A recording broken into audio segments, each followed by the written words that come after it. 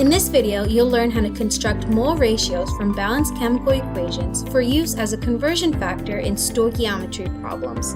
You'll also learn how to calculate the amount of reactants required or products formed in a chemical process. In this video, we're going to start talking about stoichiometry. The first thing we want to do is figure out what is stoichiometry. The Greek word from stoichion means element, and metron means to measure. So the definition of stoichiometry is the study of the quantitative or measurable relationships that exist in a chemical formula or a chemical reaction. In order to better understand stoichiometry and the different problems that we will encounter, the first thing you need to remember is how to balance a chemical reaction. So go ahead and pause this video and balance the following combustion reaction. If you remember, when balancing a chemical reaction, you want to have the same number of atoms on the reactant side as you have on the product side because of the law of conservation of matter. So when you balance this reaction, your coefficients are going to look like this. We don't usually put coefficients 1 for things that are just one of these molecules, but for these examples, I'm going to go ahead and put that coefficient 1 there. After you balance the chemical reaction, you can then interpret the balanced chemical equation using stoichiometry. So ultimately, the key idea is the coefficients that you use in a balanced chemical reaction can be used as mole ratios. And what I mean by that is for every 1 mole of CH4, you have a ratio of 2 moles of oxygen gas. The coefficients that come from the balanced chemical equation can be used as mole ratios, and they can be used as conversion factors. Taking a look at another mole ratio, for every 1 mole of CH4, we are going to produce 1 mole of carbon dioxide. You can also say for 2 moles of oxygen gas, we produce 2 moles of water. And you can also say that for every 1 mole of carbon dioxide that was produced, we need 2 moles of oxygen gas. So ultimately, you can use the coefficients from the balanced chemical reaction as mole ratios, also conversion factors.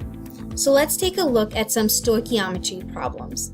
So in these example problems, we're going to talk about mole to mole conversions.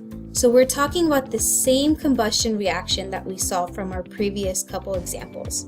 The first question says, if you have 2 moles of CH4 that's reacted, how many moles of CO2 would you produce? So we know that we're starting with 2 moles of CH4, and we want to figure out how many moles of CO2 will be produced. So what we want to do is we always want to start with what's given to us in the problem. And here we have 2 moles of CH4. We are going to use mole to mole ratio that comes from the balanced chemical equation in order to convert moles of CH4 into moles of CO2. So if you take a look at the coefficients from the reaction, for every 1 mole of CH4, we have 1 mole of CO2.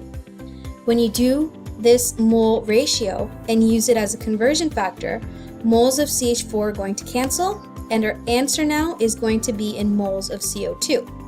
All you need to do is just multiply and then divide, and you're going to see that our answer is 2 moles of CO2. Don't forget to check for sig figs. Because we started with 2 as our number, we only have 1 sig fig here. So our answer is also just going to have 1 sig fig. The key idea in doing a stoichiometry problem is that the mole ratio comes from the balanced chemical reaction. So if you have the balanced chemical reaction completed correctly, then you would have no problem using it as a conversion factor or a mole ratio. Let's take a look at this problem. If 3.5 moles of CH4 reacted, how many moles of H2O would be made? Again, from the balanced chemical equation, you can see that we're going to start with 3.5 moles of CH4, and our mole ratio that comes from the balanced chemical equation is going to ultimately turn our moles of CH4 into moles of H2O. And while doing this and checking for sig figs, you can see that our answer is going to be 7.0 moles of water.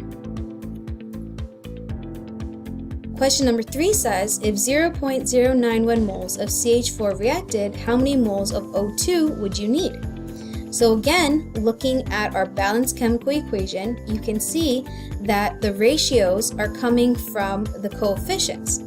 When we look at our coefficients, for every 1 mole of CH4, we have 2 moles of O2. When moles of CH4 cancel, we can see that for every 0.091 moles of CH4, we need to have 0.18 moles of oxygen gas. Go ahead and pause the video and try this problem on your own.